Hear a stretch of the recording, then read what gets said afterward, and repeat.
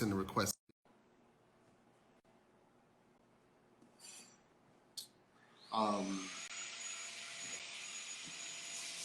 Hey, What's up? what's up? How's it going? I'm good, brother. How are you? Good, good. Oh, it's 10 a.m. at your place, right? It's 10 a.m. in New York City, and it's Yeah, 5 p.m. in Russia. exactly. Yeah, so we're kind of in the end of the day. Yeah, here Yeah. How's your still. day been so far? How busy, man. Big. I've been through a little bit of COVID thing, the coronavirus. Yep, yeah, I saw that. So yeah, so I've been recently just trying to work it all out. Basically, the whole work has, stacked because I was away for over 30 days. So I'm just like here is the boxes that I arrived. This is just the house. Okay. While I was So, away, yeah, so you were sick with COVID for 30 days. yeah. So the total time when I was absent from work was, yeah, about So, 31 days. Crazy so stuff. okay. So let's put this in perspective. How old are you? How old? 35. And you ride a bike. You're in shape. I look 70, but I'm 35 right now. Yeah. So, and that's the point I want to make. So Yeah, it I took ride you bikes. Yeah, I ride it bikes. took you 30 days to Yeah, recover from COVID, and our exactly. president recovered in 2 days, and he's 70 and out of shape. Well, actually, to be frank, um, it took me when they were started giving me the proper medicines, and Uh-huh. I recently learned I got the same list of injections as your president did. So I actually started feeling like okay in 3 days. But Okay, good. before that, I was at home feeling sick for a week, and then you're just not allowed to get out anyway for over 2 weeks, so that you are safe for the rest of the So public. that's Unlike good to your know. president, who just didn't give a, he just like, yeah, I don't need it anymore. So I'm not commenting on this. I'm from another country, so. I don't know. It's your choice, guys. You have one more chance in November, pretty soon. The last chance. Oh, I'm All kidding. right. I have no idea what is it gonna be. Okay. Okay. Yeah. So tell us your name, the name of Yeah. your company. We're going to get into Yeah. some questions, and then we get Sure. into what it's like to make bikes in Russia. Okay. So my name is Dmitry, and I run a company called Triton Bikes. We make custom and recently started making production titanium bikes here in Moscow. And we build frames, and we also build complete bikes. And what is it like to make bikes in No, Russia? hold on. No, hold on. We're going to get into that. Okay, We're going to get okay, into. okay. I won't We're gonna, rush. I won't rush. all right. So I'm Yeah, going to ask you some questions so we can get to yeah, know you a little better, yeah, and then we'll get into your story, your journey. yeah. Sure. Okay. If you had the opportunity to go to the moon, would you? If that implied coming back, I would. Yeah. I don't want to go just one way. No way. No. No, not this time. um, what word or phrase do you overuse? Where's my money, man? And I actually get the same phrase from other people too, so that's why I have it all. Oh, where's my fucking frame? That's another one. I actually can see the customers in the that joined this conversation that I still owe frames to. So I have to be, I have to be like really, politically correct. Yeah, yeah. um, what is your least favorite thing to do At work or in in in life? life? Oh, paperwork, like all types. So I'm the guy that moves things forward, does development. I hate sitting down with the paperwork. It's just not my thing. But there are people who are into this, who are a lot more efficient than me in this. But yeah, paperwork, all types. crazy. Okay. All the time. I always fail. Yeah. What is your most favorite thing to do? Traveling, riding bikes with my family and kids. Yeah. Okay. What is the one thing your significant other or spouse would like to change about you? She'll definitely want me with them a lot more time, more days a week, more hours a day than I usually do, for sure. Okay. What makes you tick, motivates you? Uh, well, new things and other people getting excited about what we do. Yeah, like when we see our customers happy riding their bikes in Australia and New Zealand, in African deserts, this just makes my heart go, yeah, I did the right thing, you know? Yeah, yeah, for sure. All right. This is what motivates me a lot. Yeah. What irks you the most? Hurts. What hurts me? Bothers you? Well, paperwork. Man, this tax office is killing me right now. So that's why it's the paperwork, you know, doing tax and all that. It's definitely a pain. Although it's pretty easy here in Russia, as I've heard, compared to the U.S. I still fail at it a lot. Yeah. Yeah. Taxes here are a problem as well. Yeah, I know. Everywhere. Apart Everywhere. from Switzerland, I guess. Yeah. What sound makes you happiest? What sound? Yes. Sound of the V8.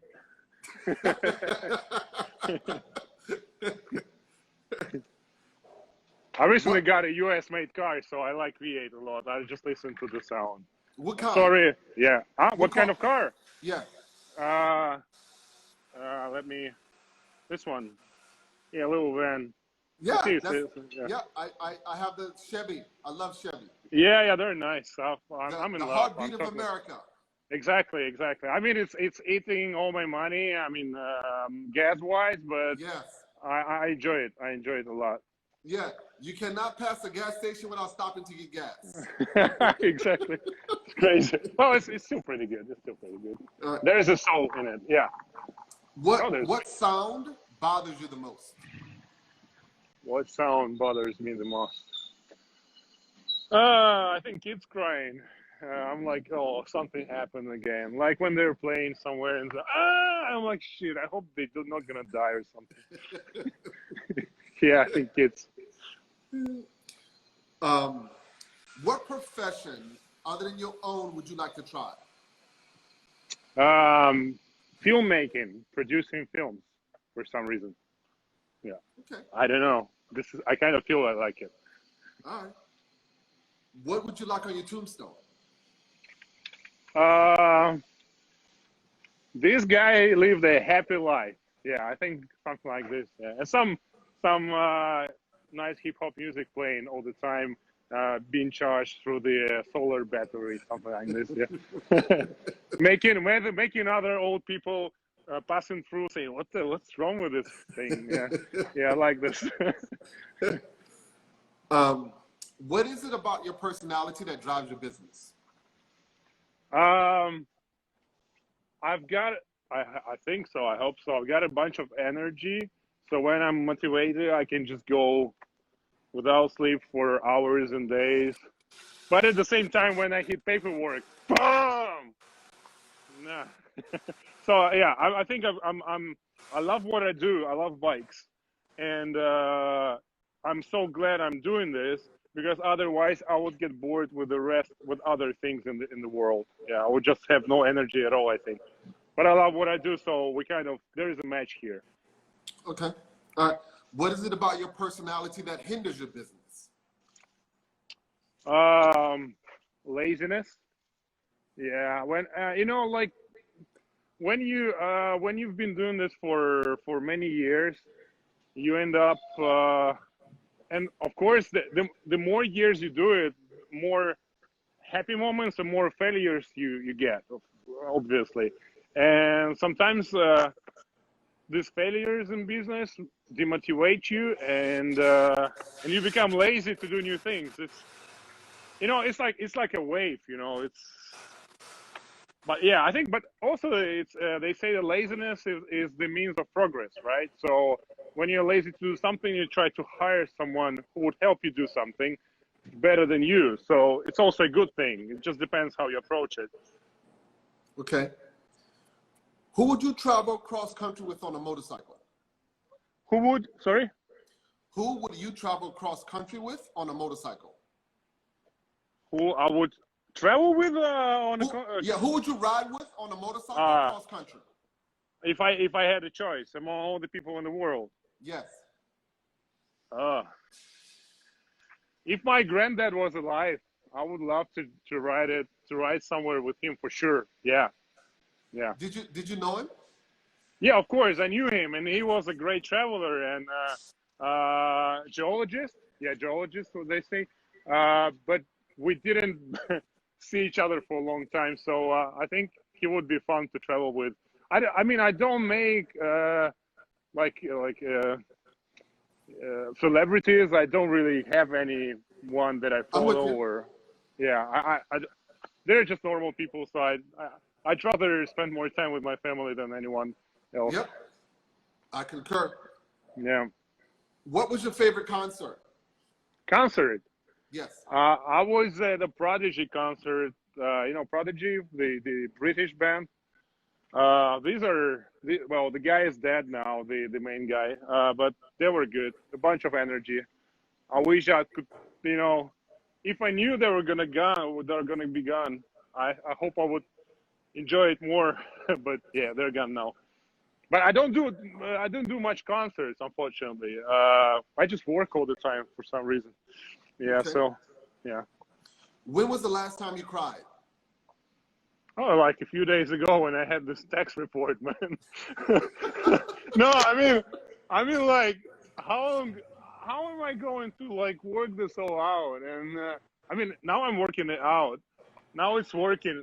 I hope we've just like we just built a few bicycles and they're going there, and it looks like we're working okay. But like that really moment, I was looking at my bank account and that letter from the tax office, and I really had like, oh. But yeah, I was told you better cry than hold it, so that it's Yes, it's better easier. to let it out. Yeah, so yeah, I'm telling you, I'll just sit in my So, car and cry. so if you don't pay your taxes, is Putin going to come over and collect? Well, if he comes, I mean, I will make many Russians' dream come true and Don't say it. make sure he's not with us anymore.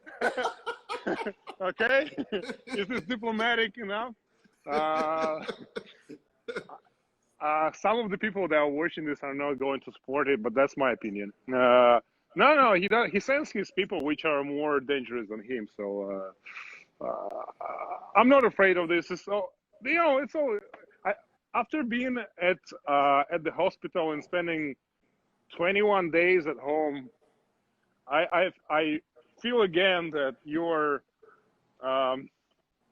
health is actually the main thing. So even that tax thing is just, it makes you cry a little bit, but it can be still solved so far. So Yes.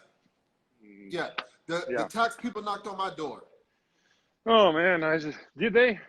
Yeah. Yeah. Well, I think in America, in the USA, it's even more like people get to prison if they don't pay for a long time or something. Yeah. What happens here is Yeah. if you don't file, Yeah. it's called tax evasion, and you can go to prison. If you file and you don't pay, Yeah. then they come and take your stuff. Oh man. So that means that in the US, technically, yeah, I failed with filing at some point. So I might have gone to prison. Yeah. Okay, same shit. Same here. Yeah. What impact do you want to leave on your industry? I hope. Well, here in Russia, we definitely leave some impact, some good impact, because since we travel a lot, we go to the bike shows, and we bring a lot into Russia. A lot of new things that haven't never been done in Russia before.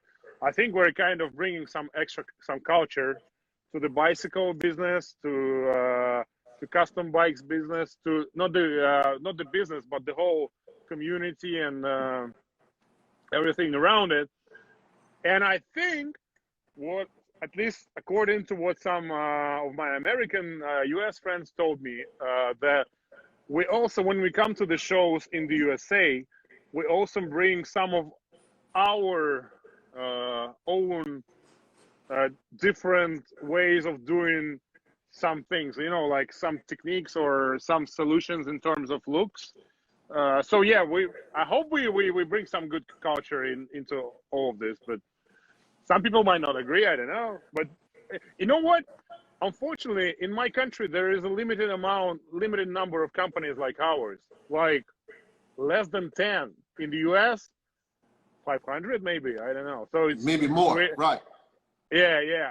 We're one of a really little, like our club is tiny here. Well, there were more, but the economy isn't doing its best, so some have closed down or changed what they're doing now. So it's a really tight market here. Like that's why we're also selling outside of Russia. So do Russians not ride bikes a lot? It's growing like crazy. It's growing like, I don't know. I think I've read like 70% sales rise every year, something like that. At least this year, there's like bomb. Also, as in the US, but yeah, since we have a little culture, and now it's growing. You can see like more and more people riding. All parks are full with people riding bikes. It's growing really quick. I think I don't remember. I think 5 million bicycles are sold in Russia every year, so it's a lot. But these are mostly like $300 bikes, not more, or $200 bikes. So they're definitely not our level of bikes. But yeah, it's not our mark. Yeah, but someday these guys will come and want our bike, the proper one. So yeah, it's growing. And there was a pause back in the USSR. There were hundreds of bicycle clubs. There were people doing touring and everything. But then there was collapse of the USSR, and people had literally, they had to take care of their lives, of how they're going to survive. So there were, all these clubs were closed. They were gone. Bicycle production was stopped. And only now, 20, 30 years later, people are kind of getting back to it. So I'm glad it's happening, but it's been sad. 10 years ago, it's been a lot worse. Now it's like nice. People are touring, riding bikes. People love it. So yeah, it's now become a lot better. Yeah. Okay. When was the most difficult time for your business, and how did you overcome it?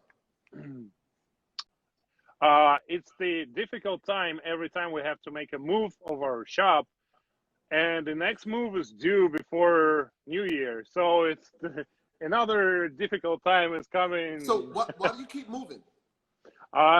It's either the landlord, like last time we would reconstruct the building, like we would reconstruct the interior of the building, and the next day the landlord said, "Wow, you've done a good job. Now this premises cost more money. Like the rent has to go up," and he ended up like when you do a little f up with a payment or something, they make use of it and push you away, and they use what you've done to the building. This time it's not that much. I mean, COVID for sure did affect the economy because we were stopped for 3 months.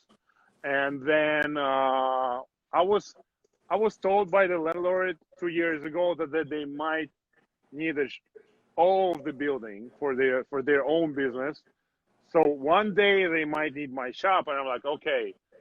So this day is coming finally, and I could possibly protect myself if I was good at payments. But to be frank, we've been bad on that in March and in April, because the market was just, everything was dead.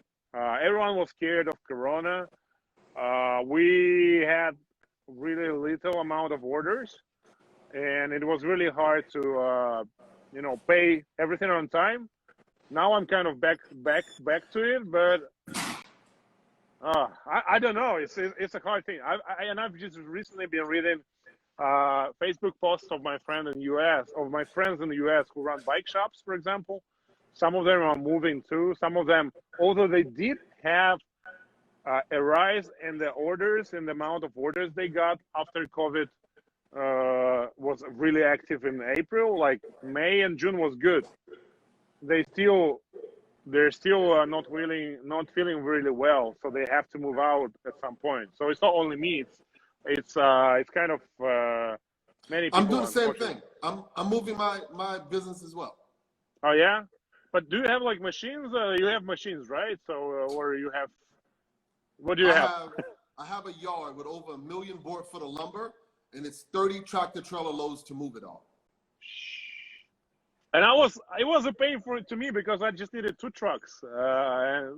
Oh man, 30 trucks, and they're 50 footers, flatbeds. I mean, I've seen your stuff, some of your stuff, but I didn't know it was that much. Oh my God. And that's expensive. And also when you stop being at the previous place, like what we had, we still had the welder keep on welding at the old spot. Yeah, well, you have to keep working. Yeah, and you were renovating the new one, so you pay two rents at the same time, and also they require you to pay for the last month, and there's like deposit for the last month of your rent. So in the first month you have to pay 2 rents for the new building and 1 rent for the previous building, and you have to do a renovation, and then you bring all these machines, and then you have to make sure the landlord is happy how you're going to plug in all the machines, and that takes time also to synchronize with them. Electrical, and we have machines that consume quite a lot. They're 380 volts each, like old Soviet-made machines, and they consume quite a lot. But well, they still consume not much, but they need they need like proper wiring. It's not like you just plug it in and you go. No, there is some safety measures that needs to be taken and stuff like that. So it takes a month to me, like all in all, 2 weeks to a month to just move and start working. And you have to pay for the rest of the things.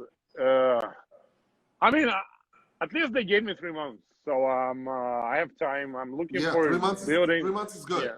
Yeah. Last time, I knew the guy was going to do this, so I was looking for the buildings 2 months in advance.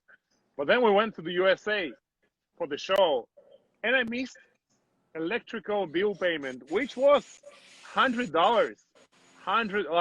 Like really little payment compared to the payment for the whole building. And he said, okay, you got to get out. We just went back to Russia.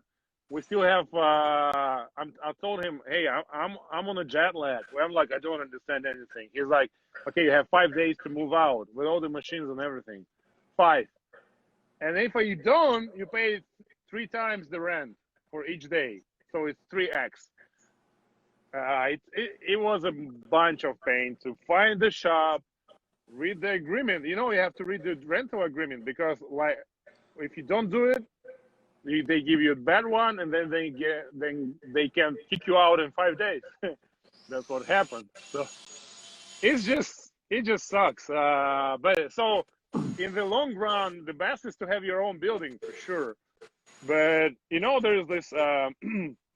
there is this equation saying that if the building costs more than 10 years of rental, you shouldn't invest into your own building. And here in Russia, here in Moscow, it's pretty expensive. So you'd rather rent for 10 years than buy your own premises. I don't know about New York, but yeah, it depends. Yeah, Sometimes it depends. You gotta go further out. Yeah, And the problem here in Russia is that compared to the US, we have high mortgage interest. So if I don't know about the facilities like mine, but if you buy a house, you'd have to pay. Well, due to my taxes and everything, you'd have to pay about 10 to 12% annual interest for the building or for the apartment or the house. So in like 10 years, there's another 100% you paid for the same really building, just in the interest. So it's pretty tough. So we don't have much of a choice. But on the other hand, some of the things are easier here, like still rent is pretty affordable. Well, not anymore. Some things are cheap. For example, you can buy old machines made in the U.S. Soviet Union that are still pretty good. They're really good. They're really tough and built to last. And you can buy a machine for like $1,500, a good lathe, for example, which, as I have been checking, in Europe is not possible, but maybe possible in the USA though. I think US is actually closer to Russia in some things than to Europe. This is what I feel. Okay.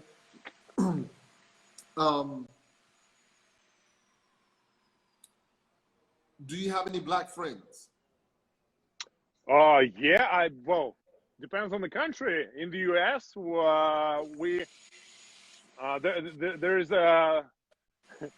there is a guy who helps us. He's like, I don't know how he. Well, he helps us setting up the shows. Well, he travels with the NAP show, and then, although one thing, in Russia, there is no. Since we didn't do anything in Africa, there are not many black people ended up in Russia. So we don't have. We have all types of nationalities here. I think over 250 nationalities in Russia living, and you can tell. Well, you can guess where the person is coming from the language, from the way a person speaks, or from the looks. And me myself too. I'm total mixed blood. I mean, I've seen my DNA. I've done my DNA test. It's a crazy mix. I've got everything. I got a little bit of African. I got Greek. Some other nationalities that I don't want to mention because it's not. Yeah, you know the people who live in Williamsburg. You know, this type of people that are sometimes not really popular in Russia, and I'm not allowed to speak about that. I'm mostly joking. But yeah, I've had a. I hope my ex-girlfriend doesn't watch this show because I've had a nice French African friend in Switzerland. She was like we had nothing. We did not. She was a friend of mine. Oh, she was the most beautiful human being after my wife, of course, that I've ever met, and she was crazy. I actually wish. You know what?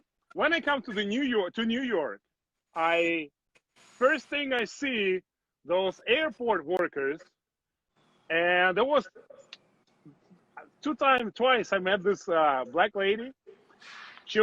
She gives the trolleys. How do you call it? Like the kids where she gives the trolleys to the passengers, and it happened a couple of years ago when I traveled to New York a lot. So I met this lady twice, and like after a 9-hour flight, and she meets people who are just get out of the plane and she returns those trolleys to these people with kids who are also like, she's like, hey, welcome to New York, we love you. Like, here's your trolley. And you know what?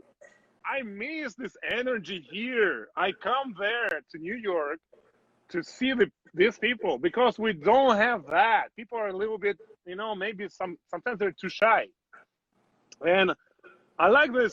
I don't know. I don't know how to say it properly, but I love the energy of those black people I see in New York, anywhere in the U.S. They're just yeah, let's do it. Like sorry for.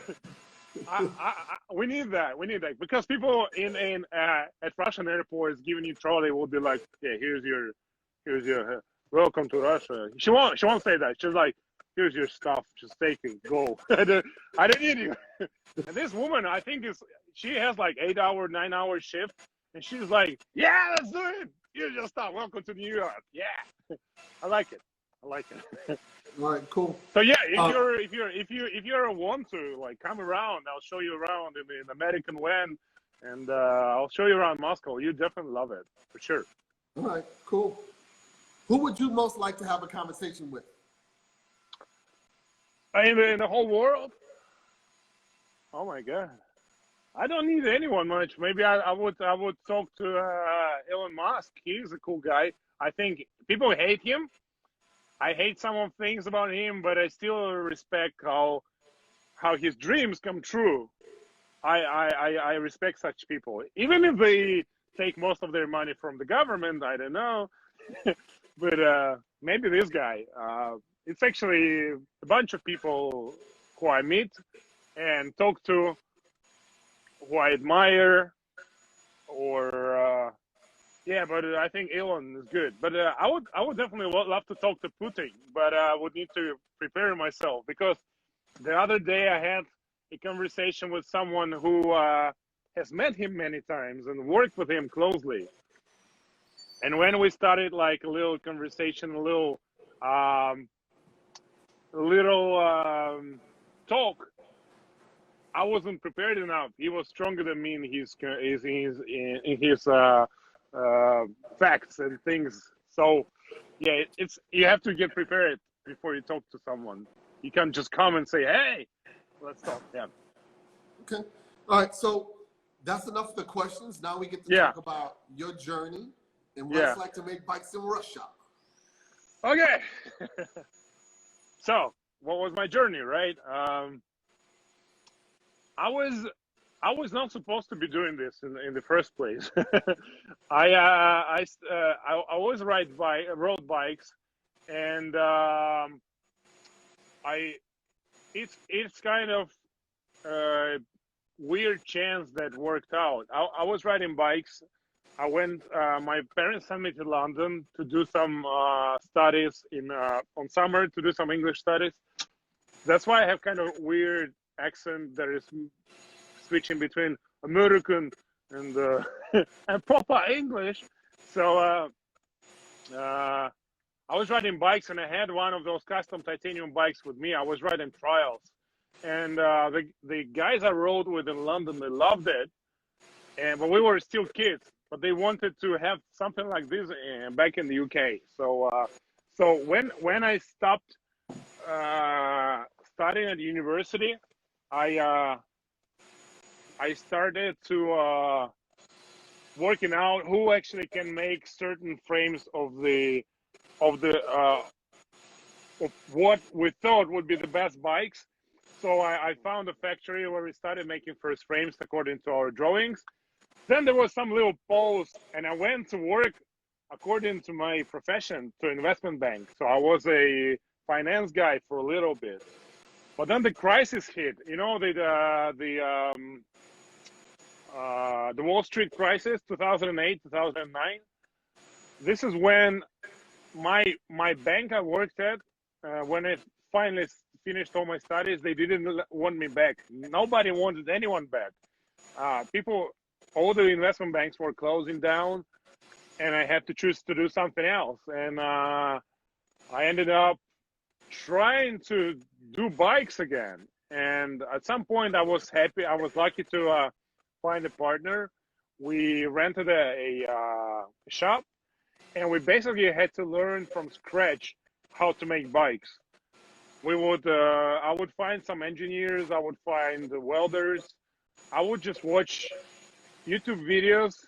I would read some books on it, and in a few years, like from the beginning to the first frame, it took 2 years. From the beginning, well, from the beginning to the first frame that I liked, it took 3.5 years. So it was it was a long way, and maybe I should have gone to the USA. There are some classes in frame building right there. They are expensive, but I guess they would save me a lot of money and time, which is money in the end. So it was a hard way. It was a hard way, but I learned everything. So while I don't do anything with my bare hands at the shop, apart from quality control and the and trying to make people work, I know how a bicycle frame is made from the very tubes to the end product. So it was a hard but interesting trip throughout the years. Now I've been doing this at my own premises, with our own machines for 8 years. I'm now the sole owner of Triton Bikes. We ship, as I've told you before, we've shipped to 39 countries so far. Wow. We have shipped. Yeah, that's a wide geography for us. I'm waiting for that 40th country, because 39 is kind of, you need 40 countries, you know. So how many bikes do you make a year? We don't make much. We make about 100 to 120 frames a year, and about a third of them become bicycles. I think so. I think half are now stay in Russia. The other half goes to the rest of the world. Our main countries that we work with now are South Korea, Australia, USA, of course, Germany. I'm in talks with a potential dealer from South Africa. So it's a crazy geography. Sometimes we would buy some parts in Taiwan, make frame using these parts by adding some Russian tubes, some US made parts like dropouts, and some parts, add some Italian parts, make a frame, and ship it back to Taiwan. It's crazy how these components travel around the world. It's crazy. So yeah. So now we're let me show you the shop. Yeah. I'll get out and. How big is your company? How many people? We're 8 people. And we're actually 11 people, but 8 people working constantly at the shop. Now I think I have 3 or 4 people here left, because it's. Am I still here? Yeah. Huh? Yeah. So sorry for the mess. No, we have this bead blasting chamber in here, so we do the bead blasting on the frame. Here are some prepared parts that we're using to make bikes. These are bikes that are future bikes that are coming soon. So here are the finished projects. nice. Frames. Yeah, they actually, some of them need to be shipped soon. Some of them are waiting. How much are those frames? So the frames start at around $2,000 and up. So they're not cheap. They're actually pretty affordable for titanium, for custom made titanium frames. But they're also all your frames are titanium. Yeah, we mostly build in titanium, but we also build in steel from Oli. And this is the jig, the picture made in the USA. We have 2 of them. The wells, yeah, fresh wells, just finished. Nice. There's some smooth welds. So yeah, so we have, this is the jig or the frame fixture where you put all the tubes, make sure everything fits fine, and then they're getting tacked with the welder, by the welder, and then they're welded all together. So I have some. These are the U.S. The Soviet machines I told you about. So these are some milling machines. This is the lathe. So these things are heavy to move around. So it's gonna be it's gonna be a bunch of pain in the ass to actually move them. So that's our part of the shop. This is our neighbors that they haven't yet set up, and this is our house. This is the assembly. So we have a bunch of boxes with wheels and everything here. Whiskey, US. Most of the parts arrive from the US. So we work with about 40 companies in the US supplying parts. This is the assembly, and sorry for the mess. We just delivered one bike to the customer, so it's not this one, but so this is Triton in Russian, Triton, and this is the bike for the long distance riding. So I travel back, and these frames that are finished. I'm gonna come back to them. So this is how it looks. For some reason, most of the people. Okay. So this is in Russian, in English. Triton, as you can see. So we beat blast these decals, these graphics, with that machine, and so you can read them. Titanium doesn't need any paint, any layering on top, because it's rust free. So you don't need to do anything to make it last forever. It's basically you can lose the titanium bike in the ocean, find it a few hundred years later. Everything will be gone, but titanium frame will still be there. I mean, it's not much of a marketing point, but this is pretty cool. Yeah, it's cool. It's a cool feature. Yeah. So I'm back in my van where it's warm, where it's still warm. How cold is it there? Well, it's not cold. I mean, I'm walking in t-shirt, so it's not cold at all. But I don't know in Fahrenheit. So it's okay. It's like, I think it's like April in New York, or like November in New York. We have it slightly colder here compared to New York. So, but we don't have sea here, no ocean. Because I was last in 2009, I was in New York in January, I think, or in February.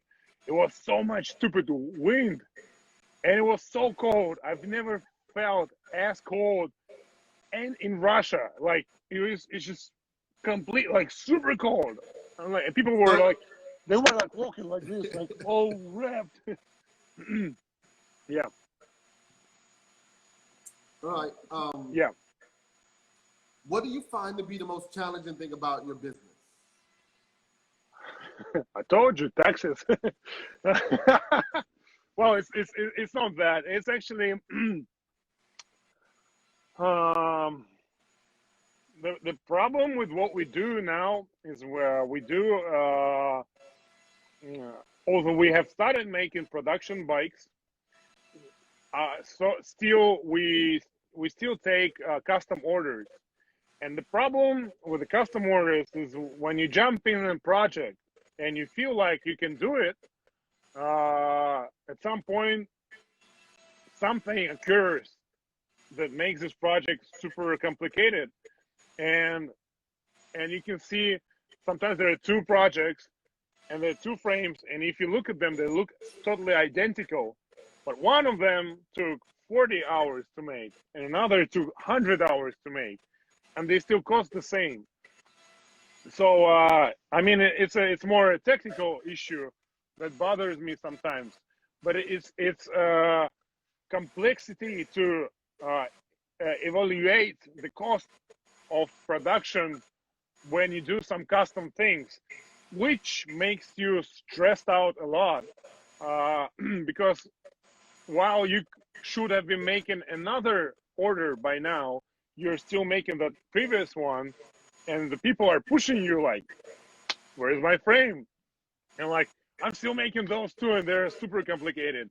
Nobody cares, of course. I mean, we still have really nice customers who can wait and everything, but sometimes it's a challenge. But you know what? When you actually sit down, work it all out, make sure everything works, it's kind of going smooth. If everyone is working, if employees are all there, it's good. Because another challenge for me, and I think it's everywhere, is the employees. We've my previous welder, well, we have just one welder. These guys are expensive, but they also have to be really, really skilled. And my previous welder, he went to Spain wanted to. Sorry, I had a call. Someone called me, so I had to cancel it. So my previous welder went to Spain, and I still had time to teach the new welder. That was 2 years ago, almost 2 years ago. But problem was that you invite 20 welders every day, new welder. You give them test tubes. The guys show you 50 different papers saying that they're super professionals. They've been fixing jets. They've been fixing spaceships, and they give you shit results. And then there are some shy guys who don't speak much, and they give you good results. And it's just you have to really check what people actually are before hiring them. Yep. Because sometimes it's a fail, and you lose a lot more money and time compared to even if they didn't come at all. Yes. You know what I mean? How many employees do you have? It's more complicated, 5. I guess. 5. Okay, so you still have 30 something trucks yeah, I have a lot of material. Mm-hmm. Well, 5 employees. I have no idea how some people can control and hire like 100 people. I don't want to teach president how to be a president until I have like 1,000 employees. Also, you know this. Yeah, and payroll is tough. Every 2 weeks. Well, we have some agreements with depending on the employee. Some people want that to be attached to their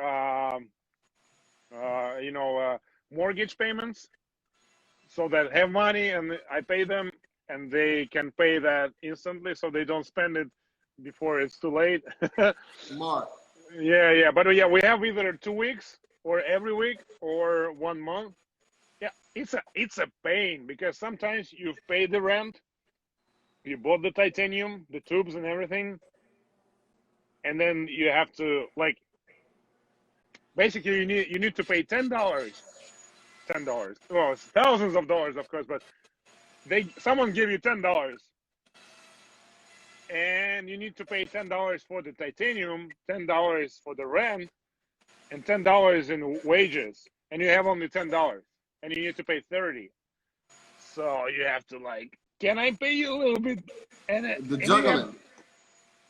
Lots of juggling. And this is what makes it painful, because I mean that's I don't know, maybe it's because of my bad planning or badly organized business, or it just happens to every small business. I don't know, but it's so much pain that while you love the thing that you do, it brings you so much pain because there's also pain to other people that there might be.